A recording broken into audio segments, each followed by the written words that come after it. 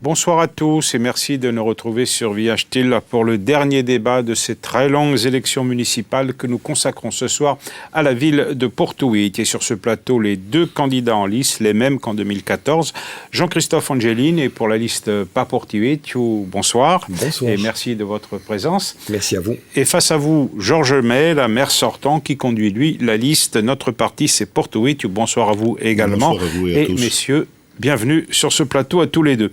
Alors, avant d'entamer notre débat, un bref rappel des scores du premier tour. Jean-Christophe Angelini, vous êtes arrivé en tête avec 44,5% des suffrages. Georges May, là, en seconde position, avec 40,05%. Et le troisième candidat, dont Matteo Santini, qui avait obtenu 15,4%, a décidé, lui, de se retirer de la compétition. Enfin, dernier élément, l'abstention. Elle a atteint 43,3% dans la ville de Porto-Vecchio. Alors, pour entamer notre discussion, nous allons entrer immédiatement dans le vif du sujet et aborder la donne politique. Pour la première fois, Jean-Christophe Angelini vous devance de 4 points au premier tour. Le score de don Matteo Santini a été important au premier tour. Sur qui pouvez-vous encore compter, Georges May, là ? Alors déjà, je reconnais le résultat, puisque les électrices et les électeurs se sont prononcés, mais je mettrai un bémol, puisque, comme vous l'avez précisé, il y a une très faible participation, de l'ordre de 56%. Donc lorsque l'on sait qu'un électeur sur deux s'est présenté aux urnes, on sait déjà qu'il y a une marge de manœuvre importante. Et une marge de manœuvre, bien entendu, parce qu'on sait qu'il y a des électeurs qui étaient attentistes, et puis on n'oublie pas non plus le Covid-19 qui a été une crise sanitaire sans précédent et qui a retenu l'ensemble des électeurs et des électrices chez eux, puisqu'il y avait en même temps une attitude, un mouvement gouvernemental qui précisait qu'il y avait des difficultés, la crise sanitaire sévissait. Les électeurs de don Matteo Santini, et don Matteo Santini a conduit une liste, ça veut dire qu'il n'y avait aucun programme, ni chez l'un ni chez l'autre, qui quelque part le satisfaisait. Il est fait de personnes qui ont une clarté, qui ont une transparence, qui ont une volonté forte de défendre les intérêts de Porto-Vecchio. Et il m'appartiendra, avec les discussions déjà que j'ai pu avoir avec l'ensemble de ces électeurs, l'ensemble de ces électrices, de les convaincre et de leur montrer que la voie qui est la voie de la transparence et de la clarté pour Porto-Vecchio, eh bien, c'est celle que je préconise et c'est celle que j'initie depuis déjà bien longtemps, avec une marque de confiance qui m'a été témoignée par les Porto-Vecchiais déjà depuis bien longtemps. Et voilà. Jean-Christophe Angelini, vous êtes en ballottage favorable et vous comptez évidemment sur les voix de don Matteo Santini, mais il n'y a eu aucune prise de position de sa part, pas plus que de celle de la majorité territoriale d'ailleurs. La majorité territoriale, Jean-Vitus Albertini, n'a globalement pas pris position lors des municipales pour des raisons internes, en même temps je crois que pour des raisons de politique globale, qui me semblent saines et cohérentes, car je l'ai souvent dit, on n'a pas vocation à transposer les scrutins et à comparer les municipales aux territoriales ou même aux législatives. Donc il est sain que s'exprime localement, non pas la volonté des électeurs de la majorité territoriale, mais celle des électeurs et des citoyens de chacune des communes où les enjeux, on le sait, sont importants. Le second point, il va concerner la participation. J'entends mon rival la relativiser, on a déjà eu l'occasion d'en débattre.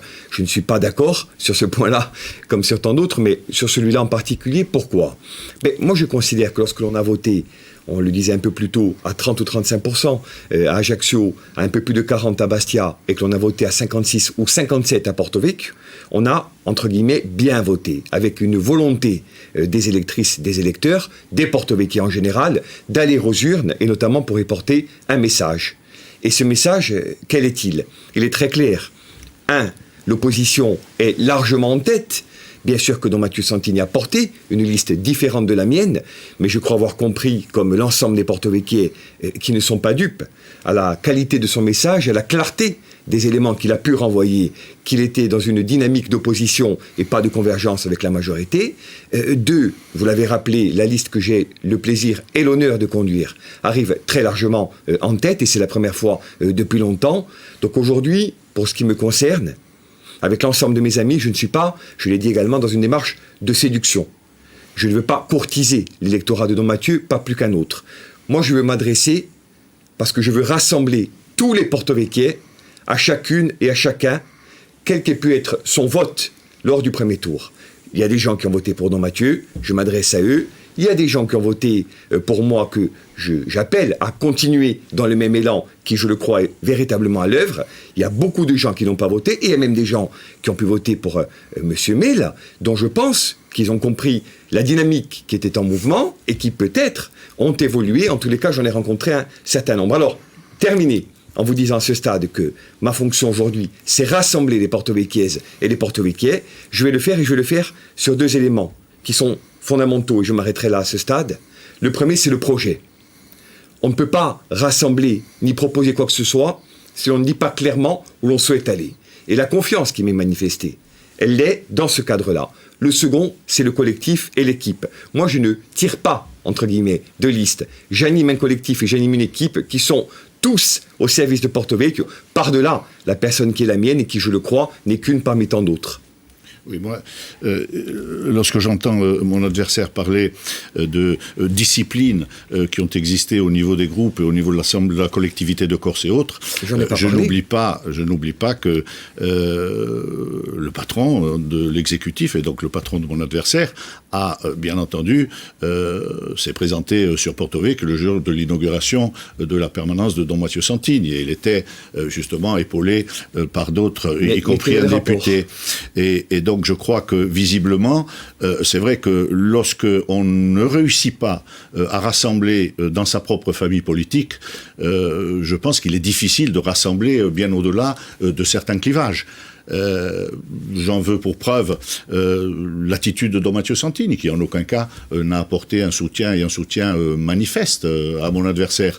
Il n'a pas décidé spontanément de soutenir le projet qui est celui de mon adversaire. Et puis lorsqu'on parle de projet, le projet, ils sont souvent alternatifs, parce que mon adversaire se présente comme étant le candidat du changement. Je dois quand même préciser qu'il a été candidat à cette responsabilité, à la responsabilité de maire bien avant moi, et que c'est pas lui le candidat du changement, c'est souvent ses équipes qui changent au gré des ambitions réciproques des uns et des autres, et au gré des attelages politiques que l'on peut et que chacun peut imaginer et voir aujourd'hui. Il y a un certain nombre de gens qui auparavant vous soutenaient d'ailleurs, qui sont parlé de passer bien entendu.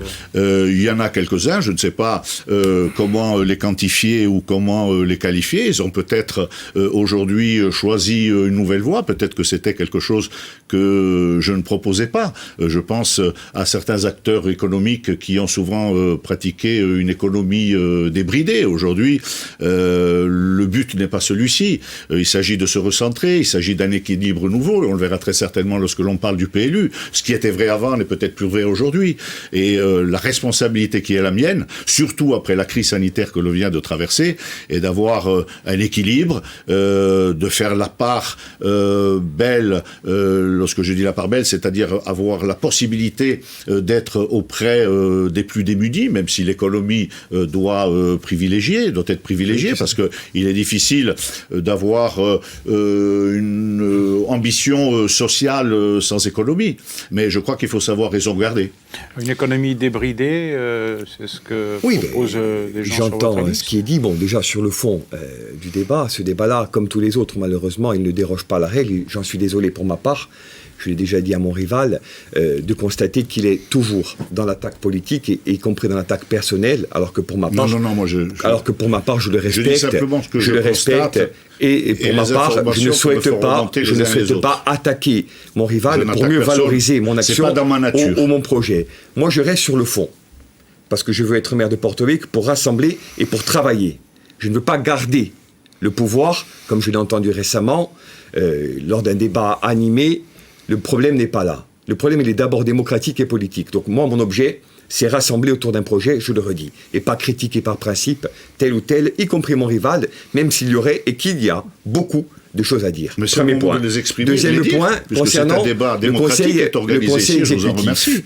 Bien sûr que le président de l'exécutif a fait des choix différents au premier tour, mais je constate que tous les amis politiques de M. Mail ont, eux, fait des choix totalement différents, puisqu'aucun d'entre eux, à la différence de 2014, puisqu'il en a parlé, n'a fait le déplacement pour le soutenir. Je crois qu'entre-temps, ce qui s'est passé, la défaite des législatives, la défaite de 2015, la défaite de 2017, Tout ceci a concouru dans des moments où et M. Mella et M. Rocazert n'étaient vraisemblablement plus sur la même ligne, à créer un contexte dans lequel le camp, s'il existe encore, de M. Mella s'est considérablement isolé sur la scène politique et locale et territoriale. Donc il en résulte aujourd'hui une absence complète de repères, de visibilité et, disons-le clairement, de soutien. Dernier point qui me paraît fondamental. On dit les acteurs économiques, l'économie débridée. Alors, quand pendant 20 ans, 30 ans, 40 ans, un certain nombre d'acteurs économiques te soutenaient, ils étaient des professionnels, des porte-véquiers respectables et des gens qui allaient dans le sens de l'intérêt général. Dès lors qu'ils décident de me soutenir pour des raisons que tout le monde connaît et qu'ils le font par centaines, ils deviennent les tenants d'une économie débridée. J'ai même entendu parler à ce même plateau du petit monde économique avec le mépris qui parfois peut caractériser certains propos. Moi, je dirais simplement deux choses. La première, c'est que personne n'est dupe. Personne. Et que les porte-véquiers, on en est d'accord, au moins sur ce point-là. Comme les acteurs économiques, ils savent ce qui se passe à Porto Vecchio. Et ils savent aussi de quel côté sont les intérêts, non pas simplement du monde économique ou des acteurs qui le constituent, mais de la société en général. Et moi, je ne suis pas de ceux, c'est d'ailleurs pour cela que j'ai rassemblé plus largement que mon rival, qui critique en fonction des choix politiques du moment les uns ou les autres. Je respecte les gens dans les choix qu'ils font, et c'est pour cela qu'à un moment donné, j'ai pu rassembler plus largement. Deuxième point, et dernier, moi je n'oppose pas l'économique au social, l'environnement au développement, la crise sanitaire à la saison touristique, la fermeture des écoles au droit à l'éducation. Moi je dis que dans cette configuration inédite à plus d'un titre, notre fonction de candidat, aujourd'hui, d'élu demain, c'est précisément de proposer un point d'équilibre. À Porto Vecchio, le point d'équilibre est rompu, et depuis longtemps. Donc pour ma part, ça mérite mieux que des invectives ou des attaques à peine voilées. C'est un débat de fond. Quel Porto Vecchio à 2040 ou à 2050 ? Et là, pour le coup, c'est un peu plus compliqué. La difficulté avec mon adversaire, c'est que il est un petit peu à géométrie variable. C'est-à-dire que ce qui est vrai, ce qui est exprimé à Ajaccio n'est pas toujours prêt, et c'est ce qui est exprimé à Porto Vecchio. Je prends un exemple sur ce qui a fait couler beaucoup d'encre et qui a organisé un débat, y compris sur les proches de mon adversaire, qui se sont exprimés dans certaines colonnes. Le Green Pass, par exemple. Bon, on voit bien que c'était quelque chose qui favorisait une destination touristique avec une sécurisation sanitaire. On a vu ce que ça a donné. C'est-à-dire qu'il y a eu un vote accord à Ajaccio pour tenir compte d'un soutien ou pour tenir compte de l'évolution. Et puis, sur Ajaccio, sur Porto Vecchio, d'ailleurs, ce sont les caméras de Via Stelle qui se sont exprimées sur le sujet et qui ont dit que Jean-Christophe Angelini était contre. Bon. Alors, donc, on voit bien justement que certaines fois, il y a, en fonction de l'endroit où on se situe, en fonction des opportunités, il n'y a pas de structuration, il n'y a pas de colonne vertébrale, il n'y a pas véritablement d'éléments qui concourent à la clarté, à la transparence. Et puis c'est pas moi qui l'ai dit, c'est le patron de mon adversaire qui a dit que dans des crises, par exemple, difficiles et des crises sanitaires, il n'y avait pas de place pour l'ambiguïté. Donc ce ne sont pas des mots, ce ne sont pas les miens. Je ne fais que retraduire ce que les uns et les autres, proches de cette famille politique, expriment. J'ignorais que tu étais devenu le porte-parole du président de l'exécutif, je m'en félicite. Je voudrais quand même rappeler ce soir, Georges, je ne fais que traduire certains éléments. Tu parles de Camille de Rocasser, je parle de... Je ne t'ai pas interrompu, je sais que ça te gêne, mais laisse-moi aller au bout. En aucune façon. C'est un débat municipal. Tu parles tantôt de la DEC, tantôt du Green Pass, tantôt de la collectivité, tantôt de l'exécutif. Je voudrais rappeler que les porte-véquiers... Parce que je veux que les porte-véquiers sachent qu'ils ont en face... Mais je crois qu'ils le savent. Voilà. Et d'ailleurs, ils l'ont montré au premier tour. Et j'ai dans l'idée qu'ils le montreront aussi dimanche prochain. Un petit peu d'humilité. Un petit peu d'humilité chez les uns et les autres. Ce n'est pas moi qui dis tu ne seras jamais maire. Donc le manque d'humilité, justement pour ces circonstances-là. Mais il est de ton côté. Je l'ai dit pour ces circonstances-là. Mais il est de ton côté. Oui. Mais là aussi, tout le monde sait les porte-véquiers veulent de la clarté et de la transparence. Alors, pas d'ambiguïté. Je voudrais donc aller au bout de mon terme. Finissez, après on passe à la deuxième partie. Mon propos, d'un mot. Donc, la clarté, la transparence, bon. Moi, j'entends un certain nombre de propos depuis le début de la campagne et je constate surtout un certain nombre d'attitudes. Je ne vais pas épiloguer, mais chacun sait à peu près comment la campagne se constitue depuis le début, il y a une chose qui est certaine. La clarté, la transparence est sur notre côté. Moi, je n'ai pas de patron. Moi non Georges. plus. Moi, à la mairie, Moi, je suis quelqu'un de libre. à chaque non fois que plus, j'ai pas voulu de y aller, patron. avec une équipe renouvelée, et je m'en félicite, je suis allé sur mes couleurs, sur mes idées, dans le rassemblement, dans la diversité. Mais renouvelé avec des Personne ne partenaires m'a différents. installé à la fonction de maire sur fond de cumul des mandats. Personne. Et à chaque fois, j'ai eu pour ma part, non pas attendre l'onction d'X ou d'Y, On a livré un combat en mais 2008, le verdict, on a livré un combat en mais 2014. le verdict, je voudrais terminer, mais le verdict du suffrage universel. Ça n'a pas été ton cas. Tu étais installé dans 2008, un fauteuil 2014. en 2005, alors que tu n'as pas été élu 2008, maire. 2014. Et dans la foulée, 2008, 2014. dans la foulée, oui, mais on a livré n'est deux plus en combats 2008, en identiques à celui 2014. que nous livrons Je sais que tu aujourd'hui. aimes bien ces périodes-là. On est en 2020. Oui. Et moi, je voudrais C'est dire vrai qu'elle que- n'était pas particulièrement Je voudrais dire favorable pour toi. qu'épiloguer. Oui, mais on en a connu tant d'autres depuis qui l'ont été plus largement. Donc, ce que je voudrais dire par là, c'est qu'épiloguer tantôt sur la DEC, tantôt sur le Green Pass, tantôt sur l'exécutif, les contradictions réelles ou supposées de la majorité, c'est de l'écran de fumée, c'est de la diversion, c'est inélégant, fort mal à propos et, pour le dire clairement, injuste. Alors, je termine sur ce Très vite, point. on conclut le Bien chapitre sûr. politique. Moi, je suis fier du résultat du premier tour, de la participation, de la dynamique qui est née. Je ne tords pas les réalités pour qu'elles correspondent à mon souhait. Je ne fais pas en sorte de fantasmer une situation pour m'inventer une perspective ou un futur. Je dis qu'aujourd'hui, les Porto-Vecchiais, ils veulent qu'on parle projet. Ils veulent qu'on parle de l'avenir. Ils veulent pas qu'on parle de 2008 ou de 2014. Quant au Green Pass, puisque tu en parles, j'ai quand même noté avec effarement qu'au moment où tu le préconisais, Camille de Rocazera, lui, s'époumonait partout pour dire haut et fort tout le mal qu'il en pensait. Alors si contradiction il y a, je crois malheureusement que c'est plutôt de ton côté qu'il faut aller les chercher que du mien. Mais de cela aussi, les Porto-Vecchiais Alors, ne sont pas dupes. En aucun... Non, Oui. mais ce qui est exprimé là, en aucun cas. Oui, bien sûr. Non, mais en aucun cas, celui qui jamais. est leader, celui qui conduit la liste, c'est moi. Donc, les prérogatives Oui. et la ligne directrice, c'est moi avec mon équipe qui la fixons. Il peut y avoir, bien entendu, débat. Ah. Et c'est l'essentiel. Parce que c'est ce qui fait la pluralité, ce qui fait la richesse d'une majorité. Mais il n'y a pas affrontement. Mais qui parle Comme on peut le d'affrontement? voir au su et au vu Mais il de n'y a tous. pas d'affrontement. Au vu et au su de tous. Mais il n'y a pas d'affrontement. Au vu et au su de tous. L'affrontement, il est chez vous. On tourne Au vu et au su de tous. la page politique, on aborde la Allons-y. deuxième partie pour parler du programme. Alors malgré Très bien, le c'est mieux. confinement, l'activité municipale s'est poursuivie à Porto Vecchio. Il y a eu une réunion du conseil municipal le 26 mai au cours duquel ont été évoquées les finances et le port de plaisance. Alors concernant les finances, alors vous dites qu'elles sont saines et vous avez présenté un certain nombre de chiffres allant dans ce sens, mais la suite risque d'être très problématique pour l'ensemble des collectivités. Baisse des dotations, suppression de la taxe d'habitation, report de la taxe de séjour pour cette année. Comment est-ce que vous allez faire face ? J'ai dit, et je répète à souhait, sans contradiction aucune, que la situation financière de la commune est une situation financière saine. Et puis elle n'est pas que depuis aujourd'hui. Elle n'est pas que depuis aujourd'hui. Donc il y a beaucoup de choses qui sont anticipées. Dans le cas d'une gestion au quotidien comme j'ai pu la mener, il y a différentes choses qui sont anticipées. La première, c'est que il y a des ouvertures très très fortes qui ont été faites depuis déjà bien longtemps ici chez nous, malgré l'absence de CCAS, comme on a pu le dire. Il y a une attention particulière qui est portée déjà aux plus démunis, avec diverses actions qui sont menées sur le terrain. Et je crois que c'est ce qui va faire l'objet de la prochaine mandature. Une attention très très forte pour une précarité qui existe. Avec le développement du logement, et j'expliquerai, si on en parle, comment on peut la faire à travers d'un PLU équilibré. Et donc ce sont des moyens qui permettent quelque part d'avoir déjà une stabilité.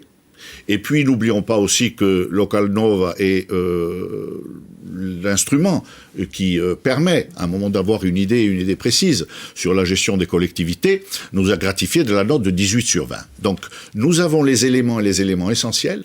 L'anticipation de cette crise a été faite parce que la baisse des dotations d'État, c'est pas quelque chose que nous vivons que depuis hier. Bon, c'est depuis déjà 5-6 années. Il faut savoir que la commune de Porto Vecchio en dotation d'État a perdu l'équivalent de 6,5 millions d'euros. 6,5 millions d'euros, c'est l'équivalent pratiquement d'une année d'investissement.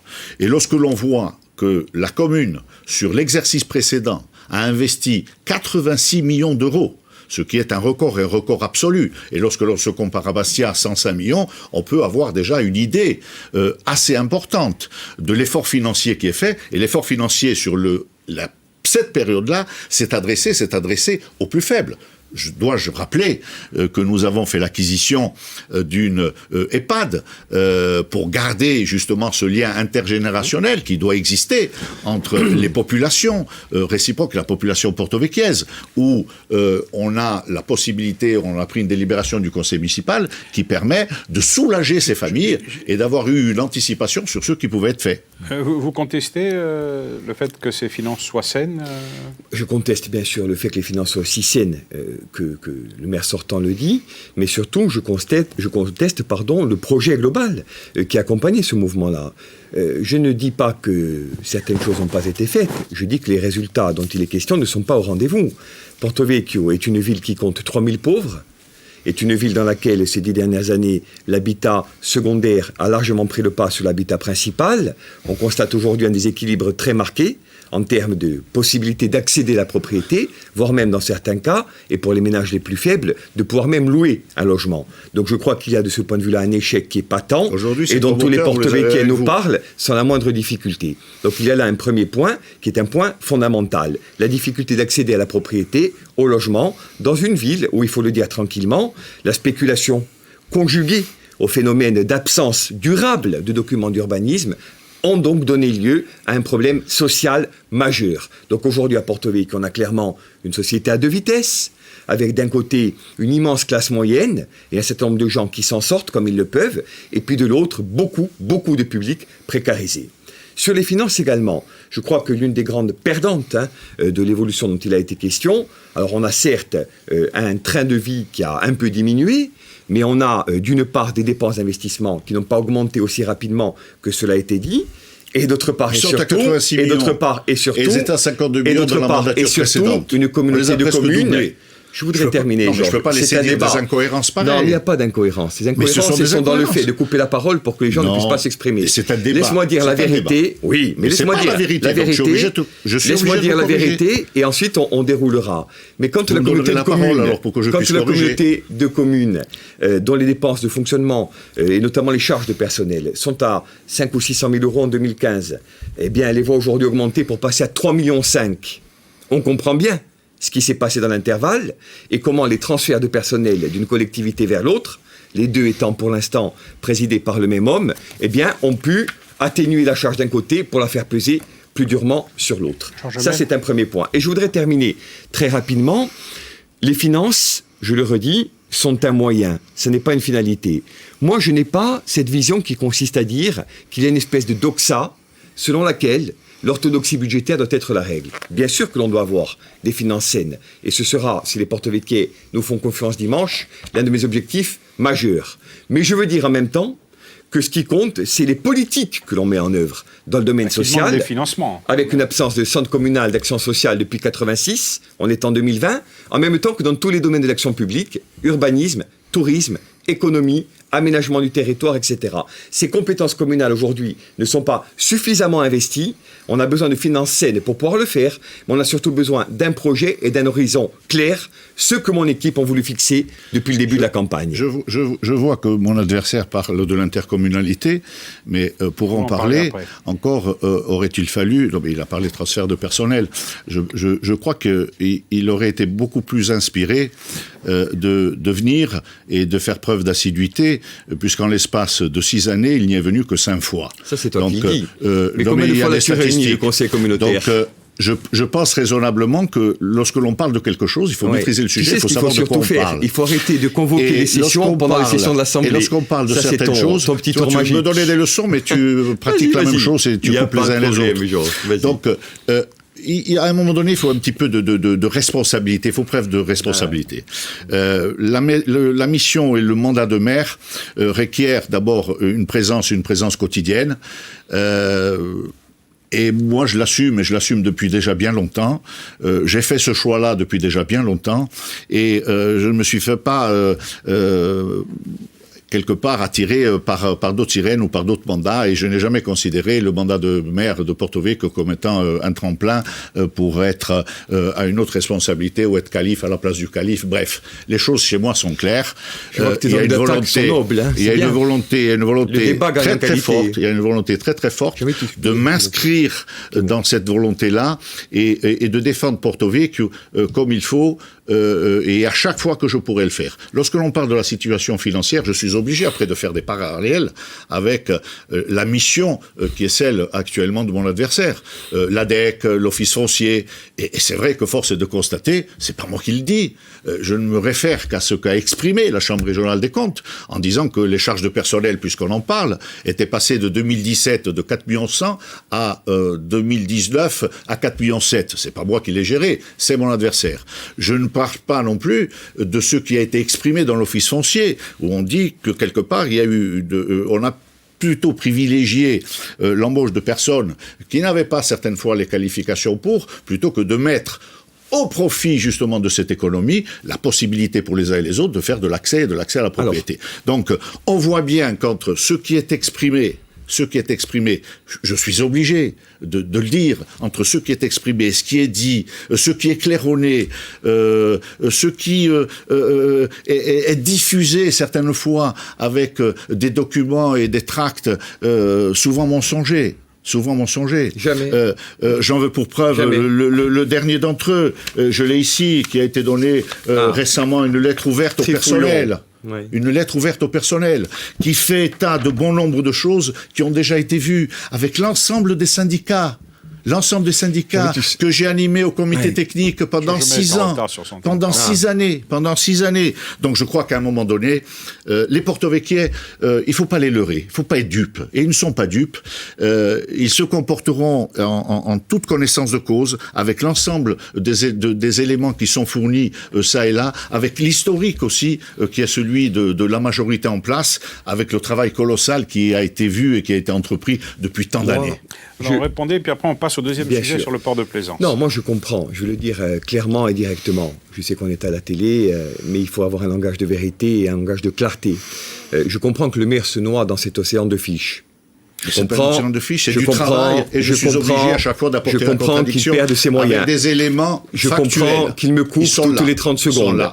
Je comprends qu'il me coupe toutes les 30 secondes. Je comprends qu'il perd de ses moyens. Je comprends qu'il s'en mêle les pinceaux dans ses notes. Non, il ne s'agit pas de pinceaux, il s'agit de fiches. Ce que je veux dire, c'est une expression, Georges. Ah bon, pardon. Populaire. Ouais. J'aimerais que tu ne la connaissais pas. Que je peux faire mienne, mais qui n'est pas adaptée. Bon, mais le problème, c'est pas les pinceaux. Le problème aujourd'hui, c'est simple. C'est de dire où l'on va, ce que tu es manifestement incapable de faire. Et tu continues de parler, je le dis avec beaucoup de sérénité, de l'ADEC, de l'Office foncier, en enlevant de leur contexte des éléments du rapport non pas définitif, mais provisoire de la Chambre des comptes, et qui relèvent non pas de ma gestion à l'ADEC ou à l'Office foncier, mais de celle de mes prédécesseurs auxquels un certain nombre de gens qui sont très proches de toi aujourd'hui, il s'agit de 2017, dont ils étaient les collaborateurs. Alors, je voudrais continuer. En aucun cas. Georges, les porto-vecchiais ne sont pas dupes. Tu peux continuer d'afficher, de claironner pour ta part. Il n'y a pas de difficulté pour ce qui nous concerne. Nous faisons le pari, nous, non pas de la paranoïa ou de la peur, mais de l'intelligence collective. Et nous savons que les porto-vecchiais, sereinement, démentiront bientôt la sinistre prophétie de l'autre soir selon laquelle tu devrais rester maire à vie. Alors moi, je voudrais dire... quand on dit que tu ne seras jamais maire, les choses me paraissent limpides. Je voudrais continuer. Soyons clairs. Moi, je voudrais dire une chose simple. Moi, de 2015 à aujourd'hui, Jean-Vitus Albertini, j'étais moins souvent candidat que mon adversaire. J'étais candidat au territorial, puis à ma réélection. Quand lui a été candidat au départemental, à la Comcom, et ensuite au territorial, mais son élan a été stoppé par celui dont on ne sait plus très bien s'il est son allié ou son rival, mais qui est actuellement sur sa liste, Monsieur de Rocazère. Il y a aussi un point qui est un point important dont on n'a pas parlé. C'est le point des finances. Moi, je voudrais dire un point clair, une chose très claire, qu'on n'a pas évoqué. C'est que moi, je m'engage fermement à ce qu'il n'y ait pas d'augmentation des taux d'imposition dans la mandature. Et je m'engage à ce qu'on ne mette pas les porto-vecchiais à l'amende. C'est important. C'est très important. Qu'on ne mette pas les porto-vecchiers à l'amende. Mais qu'on n'augmente pas la pression fiscale sur les porto-vecchiais. Pourquoi ? Mais moi, il y a un problème avec ça ? Non, pas du tout. Il faut savoir que je l'ai fait. Très bien. C'était l'engagement de mon précédent mandat. Alors, et c'est l'engagement de mon nouveau. Parce que la situation financière de la commune, moi, je la connais. On retient l'engagement. Deuxième sujet. Donc ça veut dire, quelque part, c'est un retour et un bonus qui m'est donné, qui est accordé à la gestion qui a eu lieu, pour la bonne et simple raison que si on peut prendre des dispositions pareilles, ça veut dire que les finances sont saines. Surtout il nous reste moins de 10 minutes au niveau social et au niveau économique. Il nous reste moins de 10 minutes d'émission. On va aborder le deuxième sujet, qui est aussi un élément de la campagne, c'est le port de Plaisance. En mars 2019, il y a eu une délibération du conseil municipal, je crois votée à l'unanimité, si je ne m'abuse, en faveur d'une DSP et d'une extension du port. Aujourd'hui, suite à la crise sanitaire, il y a des difficultés qui s'annoncent. Vous êtes pour une régie municipale, vous voulez changer d'optique ? C'est le propre, justement, d'une gestion et d'une gestion au quotidien.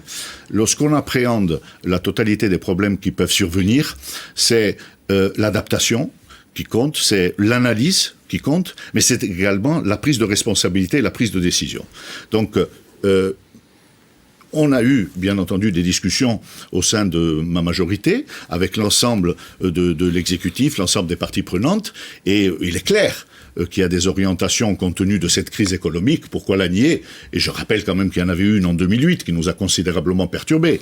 Il y en a une nouvelle. Bon, aujourd'hui, force est de constater qu'il y a une direction différente à prendre, un cap nouveau à choisir, pas avec une boussole, mais une stratégie pour la commune. Et donc je crois que c'est une référence qui nous permet de dire, après l'analyse de la situation, qu'il faut véritablement revoir le positionnement qui était le nôtre.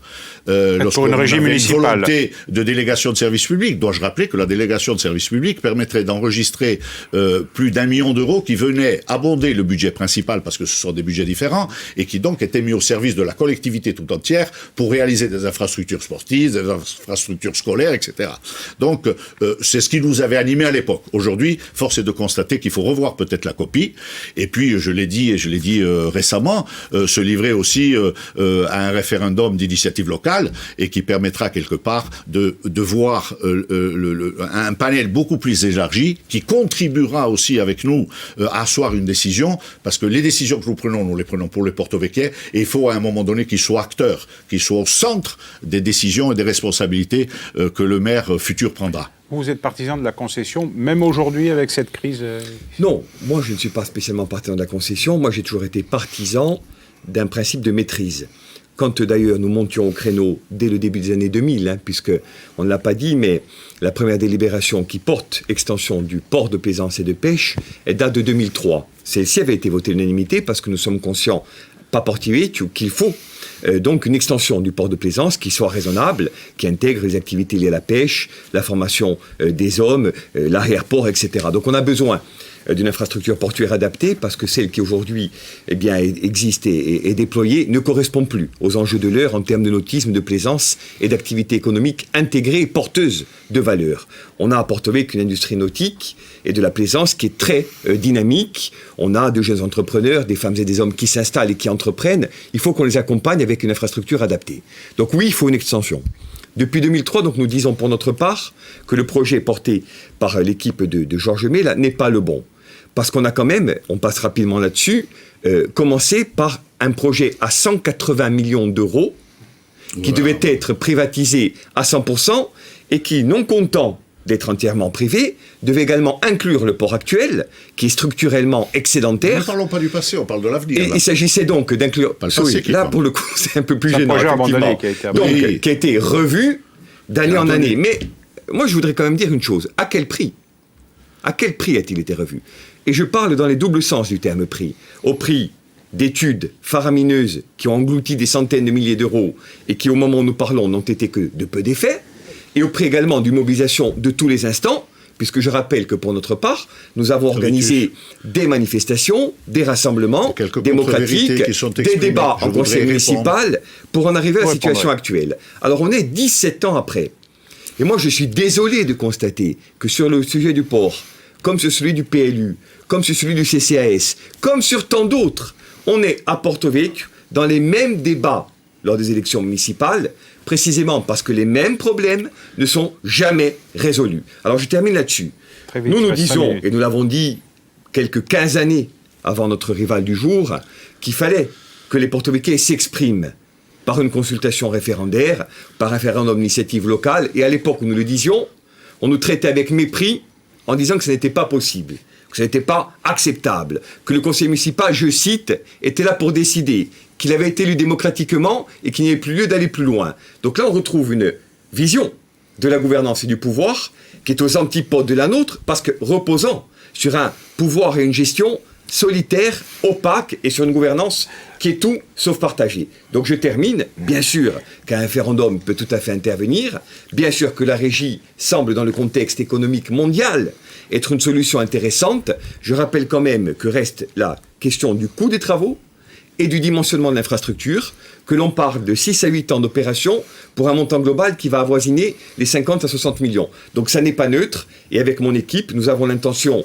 dans les 100 premiers jours de la mandature, si les Porto-Vecchiais nous font confiance dimanche prochain, d'éclairer totalement la règle du jeu et de dire ce que nous ferons sans attendre 17 ans. Juste, si vous voulez répondre, mais on doit parler de l'intercommunalité, si vous voulez, sinon on n'aura pas le temps. Je rappelle Georges Jamel a beaucoup de retard. Je rappelle quand même qu'aujourd'hui, bon nombre de sujets, on voit, qui sont quelque part montrés du doigt par mon adversaire. N'oublions pas non plus qu'il y a quelque temps, tout était bien, tellement bien qu'il voulait me rejoindre dans le cadre de la gestion de Porto Vecchio, et avec mon mandat et mon mandat de maire, jamais contesté. Ceci étant dit, sur les études sur les investissements et sur les études qui ont été faites, je dois rappeler quand même que c'est un capital très très fort, parce qu'un projet de cette envergure, il est nécessaire justement, et il a été accompagné par l'ensemble des services de l'État.